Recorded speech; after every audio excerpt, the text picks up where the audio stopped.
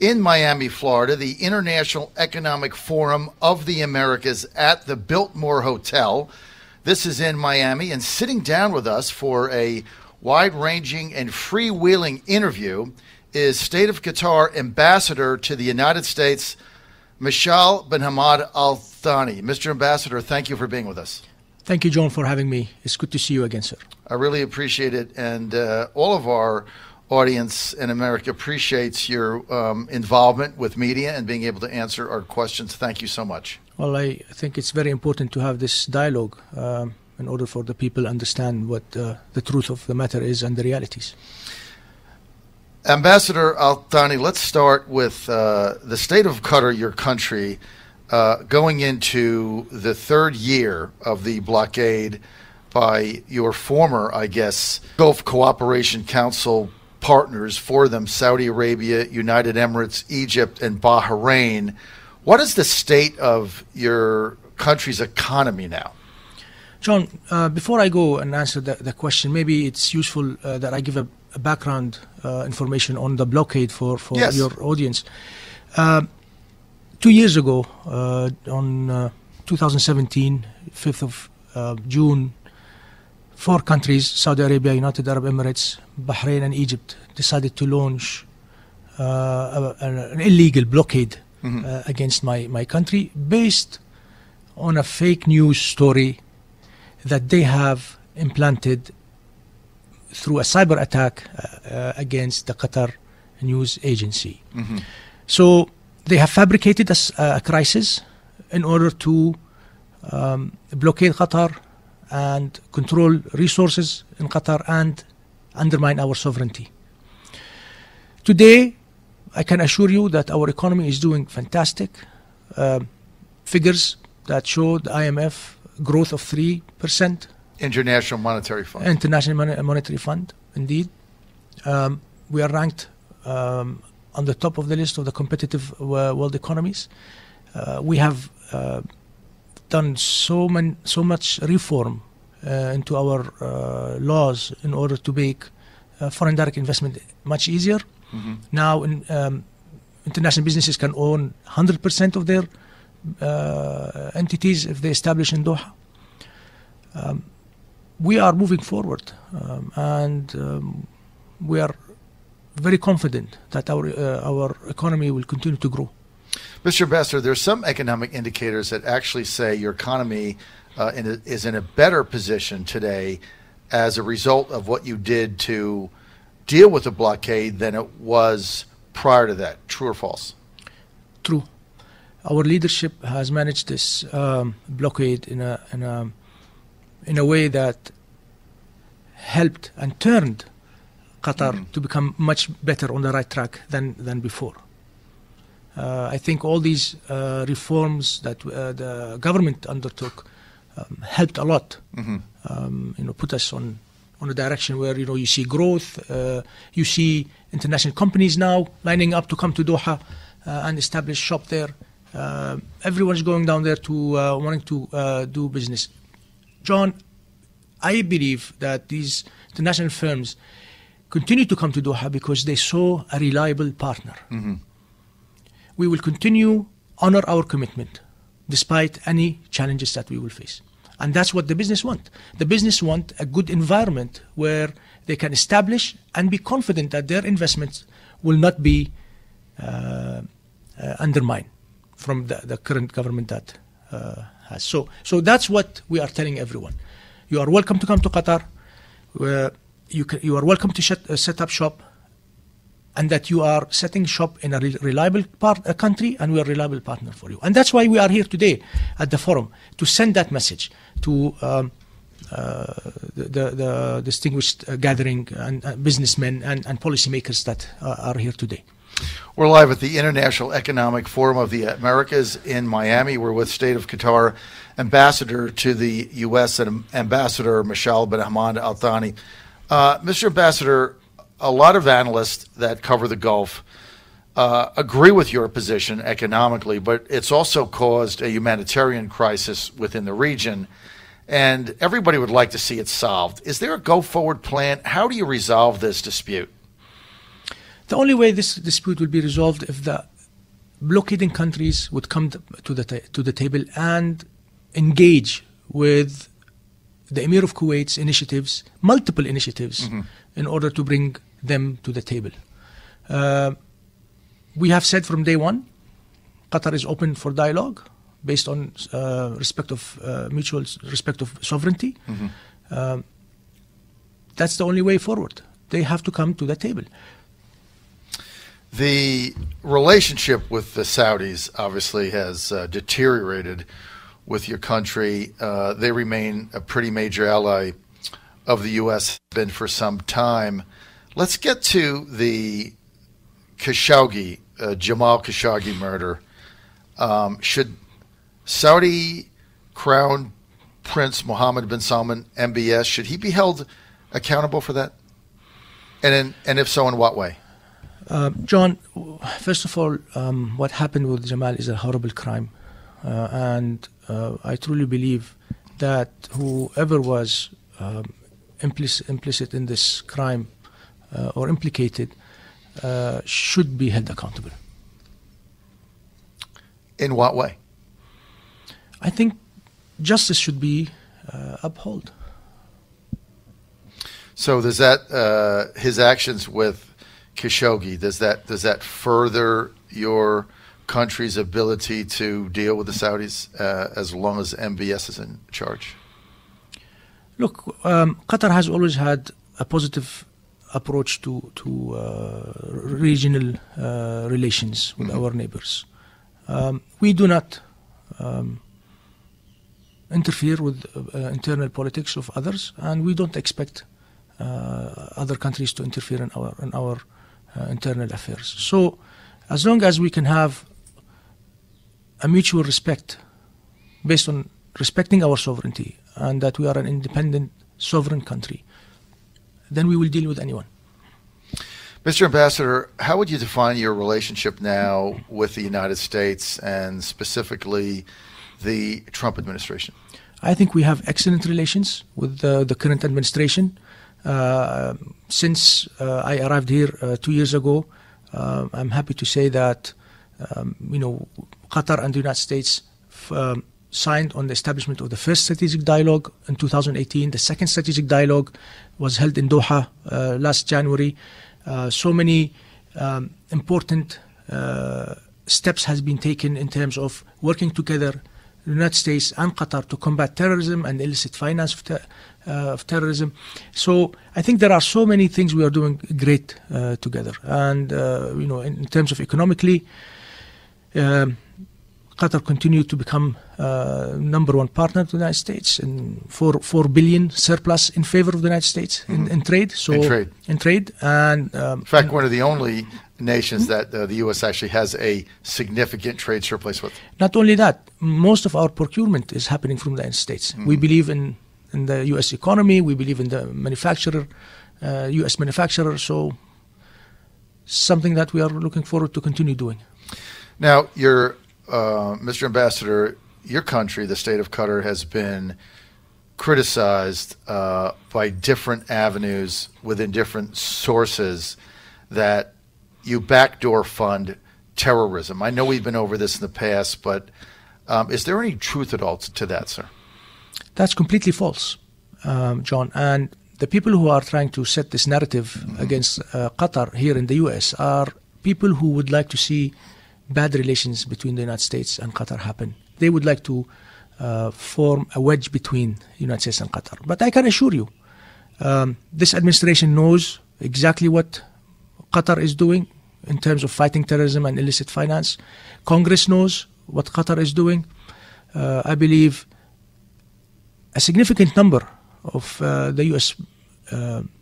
Public opinion also understands what Qatar and the U.S. are trying to do together in order to fight it. This is false completely, John.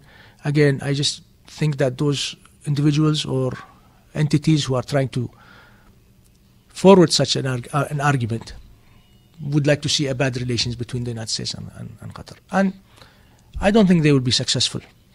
So there's one media outlet in France that is saying that your government is helping support financially mosques in French suburbs that have radicalization to them. How do you respond to that? I tell you, completely false. And I ask these news outlets to go back and review the report that was made by the Senate in France on the finance of mosques. And they will see that Qatar has no relevance there in the report. So for me, the only credible report that was provided is by the French Senate, and it does not mention that. So I don't know where they bring their information from, but I can tell you, there's a lot of fake news going on, and it happens everywhere. Well, we are not part of the fake news network, as you know, but it is out there. The legacy media in the U.S. certainly, we call them fake news because it's just a lot of nonsense that goes on. So we're with the State of Qatar Ambassador to the United States, Ambassador Meshal bin Hamad Al-Thani, and we are live. This is a special edition of the John Fredericks Radio Network. We're live in Miami at the International Economic Forum of the Americas. Mr. Ambassador, what is your government's position now on the UAE, the United Arab Emirates, Saudi civil war in Yemen? John, the situation now in Yemen is catastrophic. We really think that the only solution to end this war is through having a meaningful political process. We've always said that war is not a strategy, and we always advanced mediation, diplomacy over aggression. Mediation and diplomacy is one of our foreign policy pillars in Qatar, and that's why what we believe strongly in. And if you ask me to comment on any other conflict, I will continue to tell you that we need dialogue and we need meaningful processes. So your government has for some time advocated the addition of the country of Yemen to the Gulf Cooperation Council. Of course, in light of the civil war, that becomes a little more difficult to do. Is that something that you might pursue as you look for peace? I think what we need to look at this point is how to stop the war and focus all our efforts on stopping the war and starting a meaningful process, and look forward to see how this process moves forward, and then we take it from there. Mr. Ambassador, how concerned is your government with Iranian military expansion and influence into Syria and throughout other parts of the Middle East? We are very concerned, John. Very concerned that we see Iranian militants or Revolutionary Guard in Syria or in Iraq or in Yemen or anywhere. I think what ought to be done is Iran should respect these sovereign countries and abide with the United Nations General Assembly Charter that we have to have good relations with the neighbors. So we are really concerned on that. Are you taking any action in order to get involved stopping Iranian expansionism?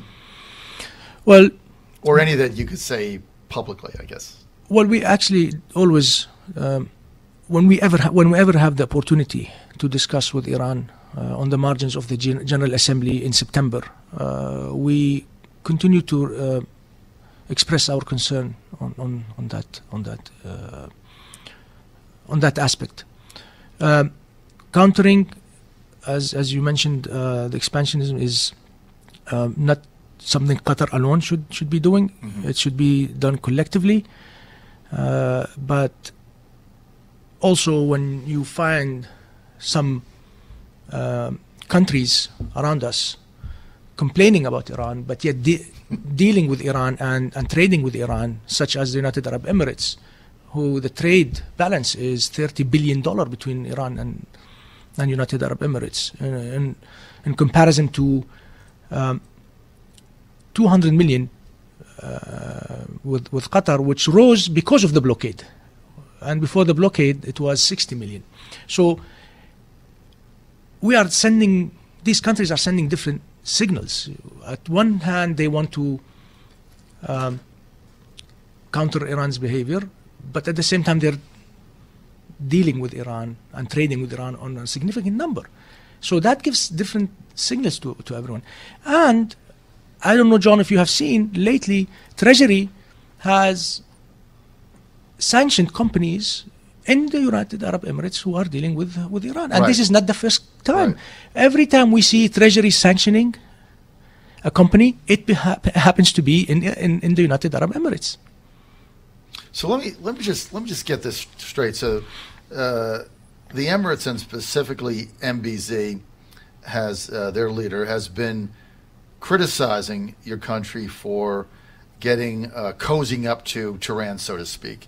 Yet what you're saying is they have 30 billion annual trade, and you have 200 million annual trade, and it was 60 million before the blockade. So how does that? I mean, that's a good argument. How does that jive, or how do they reconcile that? I really don't know. I mean, they just they come over here, tell you what you want to hear, and then go back to something else. Mm-hmm. That's the problem. Unbelievable. Okay, let's. I know it was they were 300 billion, but I didn't realize the trade with Iran was only 200 million. I thought it was higher than that. No, it increased because of the blockade. Well, now and you have to go through. We have to by go, land, right? Yeah, yes, we have to go because we can't get food and medicine in any other way. Mm-hmm. The borders with Saudi Arabia is blocked. The airspace through Saudi Arabia is blocked. Through Emirates is blocked. Through Bahrain is blocked. No maritime connections between UAE, Bahrain, and Qatar. The only ports that we can import from is Iran, and that we've been forced to be in such a situation. And we only use now Iranian airspace because the three countries, neighboring countries, decided to close the airspace on our overflights. So then the only alternative is to go through Iran airspace. Yes. Let's get to President Trump, Mr. Ambassador. We're with State of Qatar Ambassador to the United States, Meshal bin Hamad Al-Thani. Mr. Ambassador, President Trump last week recognized the Golan Heights as part of Israel. And for all intents and purposes, 2/3 of the Golan Heights has been under Israeli direct control for 5 decades, since the 1967 war. Only 50,000 Syrians now live there. So it's not like it's dominated with Syrian people. The president said, let's just go ahead and recognize the obvious. What is your country's position on that? John, your government's position. John, first, I'd like to say that Qatar supports the peace plan presented by the Arab League. We think that any action should not be impeding international law and international legitimacy. That's something that we really need to keep in mind.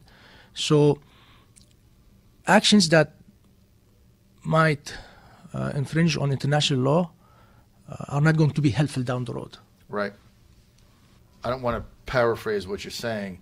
So you would have preferred a different solution to that, is what I'm understanding, than Trump's public recognizing of the Golan Heights. Is that my understanding?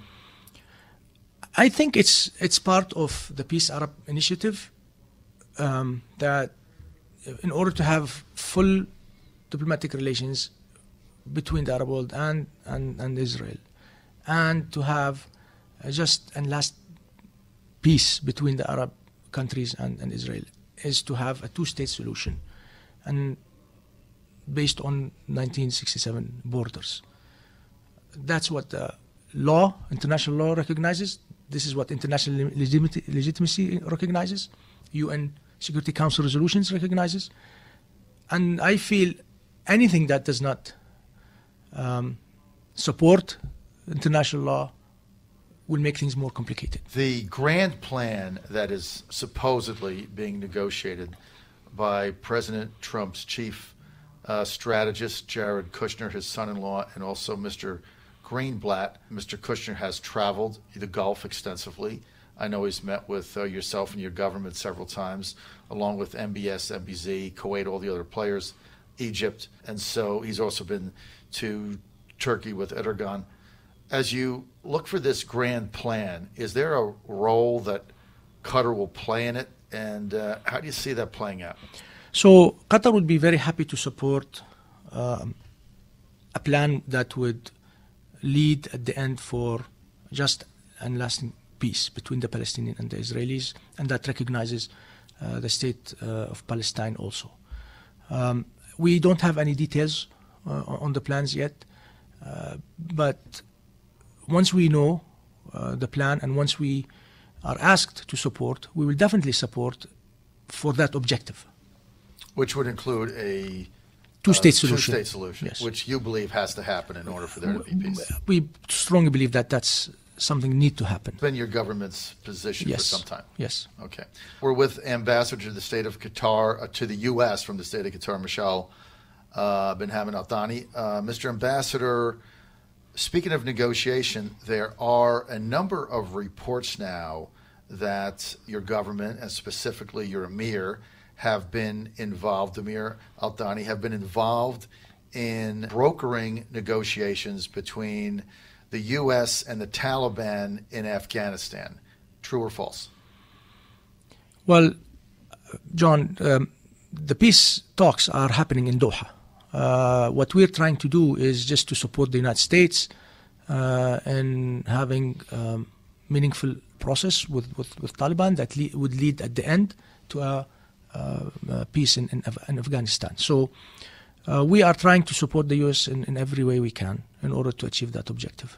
So the talks are going on in Doha, right? We know that. But what I'm asking is there an active role by your government in trying to manage or help broker the situation? Well, and sometimes you would find the parties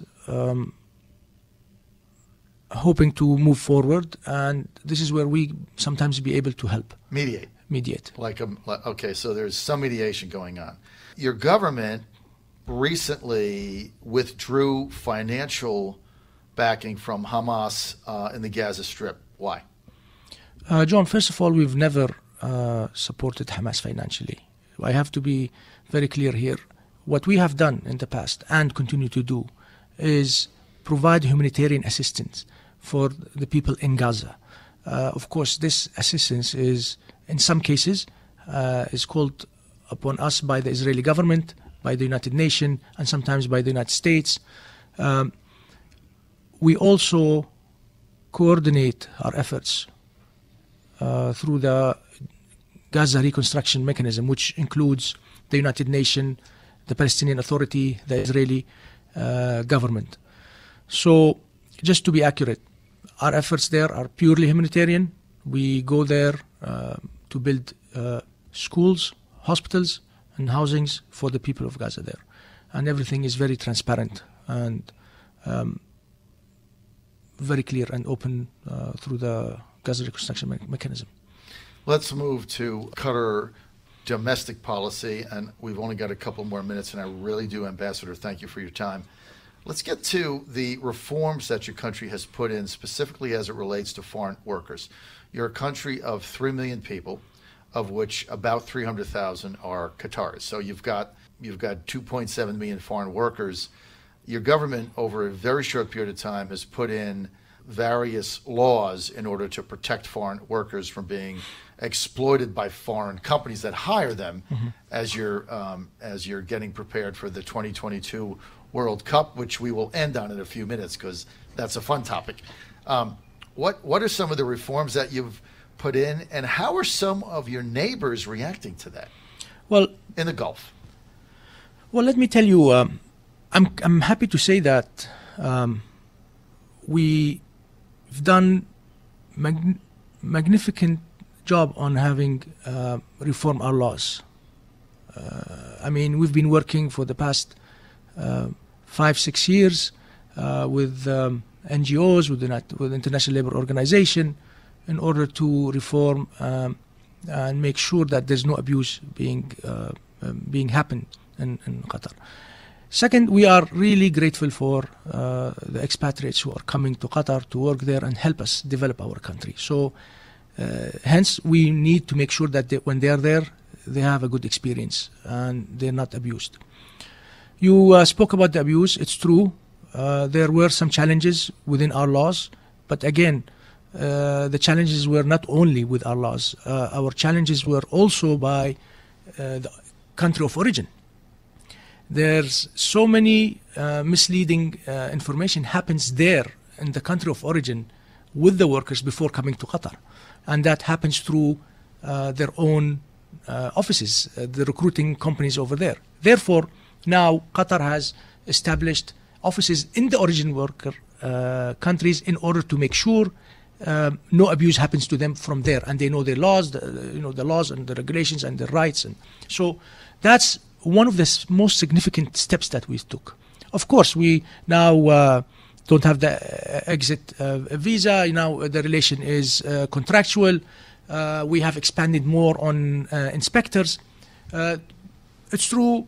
We really need to continue and do more. But again, we're on the right track, and we are trying to move as fast as possible on this issue. The Secretary General of the International Labour Organization issued a statement that was really very welcomed in Doha. She said that Qatar could represent a model for the region. And we're looking forward to the opening of the office of the ILO, and it will be the first one in the region in Qatar. So that shows that there is this commitment by my government, that shows there's a commitment to move forward and make sure there is no human rights abuses. In the coming year, you go to Education City in Doha, and there's 7 U.S. college campuses there.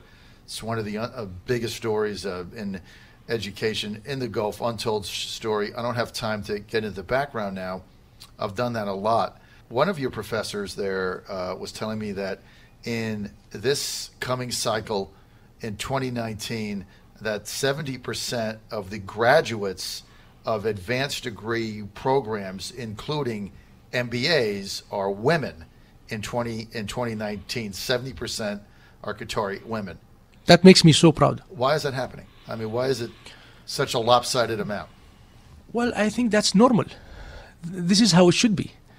And we need to encourage more and more Qatari women to go to school, to study, to be independent and work and contribute to the society and the development of our country. So I'm really proud of this figure. Is that a threat to some of the more conservative governments like the Saudis, like UAE? Did they look at that as a threat? Could that be part of the reason why you can't seem to get together on the blockade and get anything done? I would believe so. I would believe so. I would believe that the national agenda that we have in Qatar might represent a threat to some countries, because we are really opening up. We are really meaningfully, and I would like to underscore here, meaningful progress. Not a progress that just to appease certain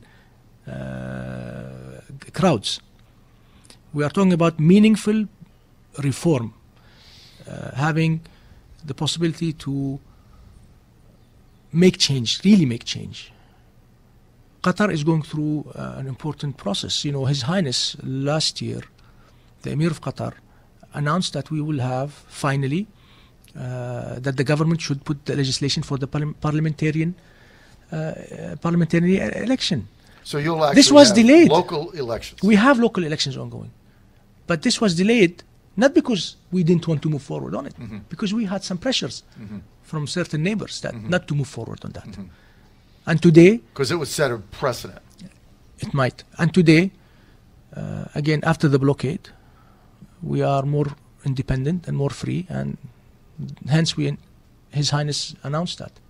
So when will that actually happen? When will you actually have a Qatari parliament, and will these be free, democratic parliamentary elections? Is that what your vision is? Well, I would like to vision is? exactly. I would like you to look at Qatar today as an emerging democracy that hopefully at some point would be on the level of the democratic countries, constitutional monarchies. So we look forward to work on this very quickly. Will there be universal suffrage? Will women be able to vote? Well, women vote today. As a matter in the local elections? Of course. So if they vote in the local elections, eventually they will have, of course, they have the right like any Qatari citizen. Okay, Mr. Ambassador, enough politics. Let's get on to something fun. We're almost out of time. World Cup 2022. Tell us what's happening. Well, we're really excited. I would like to tell you that Qatar has won the Asian Cup, which was phenomenal for us. It's our first time and puts us on a good direction towards the 2022. Our infrastructure is nearly completed. All the stadiums are being completed as we speak. We will do our best, John. I assure you, we will do our best that the fans who come to Qatar will have the best experience for them. How many fans are expected? It's over 1 million, isn't it? Yes, it's over 1 million. Yeah. Like 1 point, like in a month. What? In a month time. Yeah, in a month time, over 1 million. Excuse me, over 1 million fans coming in. That's a lot of people. I know you've got light rail going in there and everything else. So it's over. Somebody wins. It's successful. Now I've got all these stadiums. Now what do you do with them? Well, I will tell you one of the stadiums, which I really commend the Supreme Legacy Committee on thinking of that, would be donated to countries who we think we need to help them bring up the soccer in their country. It's called the shipping containers stadium. It's built from shipping containers, and after the tournament is done, the seats will be dismantled, put in the shipping containers, and shipped to its last destination. Mobile stadium. Mobile stadium, and this will be donated by Qatar to some countries that need help in bringing up that sport. The other stadiums, I can assure you, they are well thought of, and they were built to serve the communities that they are built in. So they will definitely be used after the tournament. All right. Mr. Ambassador, I want to thank you for your time today and answering all of our questions. Ambassador to the United States of America from the state of Qatar, Ambassador Meshal bin Hamad Al-Thani. Mr. Ambassador, thank you for your time. Thank you so much. Thank you, John, for this opportunity. Appreciate it.